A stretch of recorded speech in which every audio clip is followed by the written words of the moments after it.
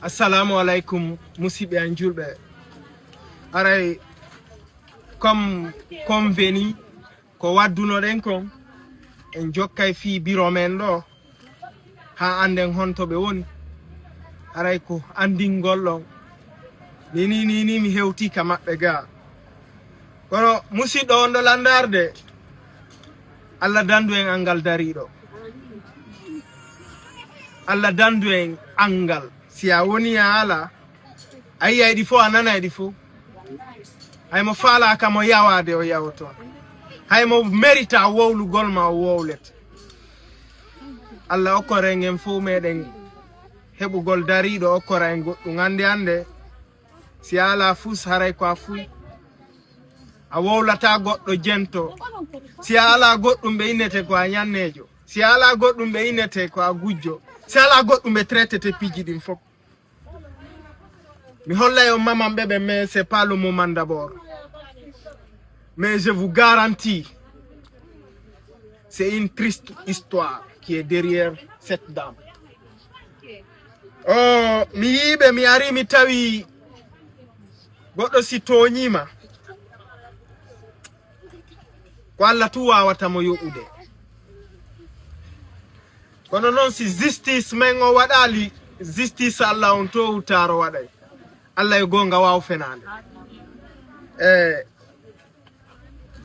Ala ko ɓuri aduna on ka ɓuri aduna ɗo musude ɓuri hersinede. Goɗɗo hay nde wardema e nde hersinma yo ware no ɓuri o hersindema. Hersa bonna e imanu, hersa ala ko ɓuri hersa.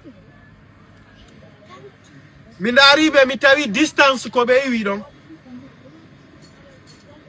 iwgol ko ɓe woni ɗon dibre ka konno ɗo enete dibre ka jumaya a feƴƴa e dibre ka centre on few feƴƴa terse, n'est-ce pas, ara jumaya ɓe diwi ɗin ville ji ɗon fop ɓe diwi ɗin makitiji ɗon fop tawi kamɓe ɓe yahay ha Conakry ka capital T6 ta ko ɗon ɓe wujjata. Hakkil jaɓali ɗum ɗon ɓay hiɗen mari hakkil torke min jeeji on comme d'habitude wo busnoddilan innilan bote wallitolan mi waɗana ɓeeɗo tel mi waɗana ɓeeɗo tel ɗum ɗo.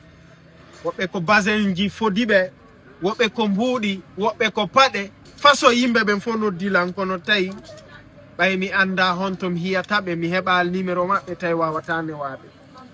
Aray tigi tigi on en humpitike ɓe en ala ɗo noon argol ɗo innugol enen en sokay goɗɗo. Kono noon hiɗe wawi dartanade mo men on par ce que si goɗɗo toñima sabu basin a wallimo heɓi basin 50 haray a fittanimo gonɗi. Donc objectif an on c'est quoi? Haray koyen continue jusqu'au bout.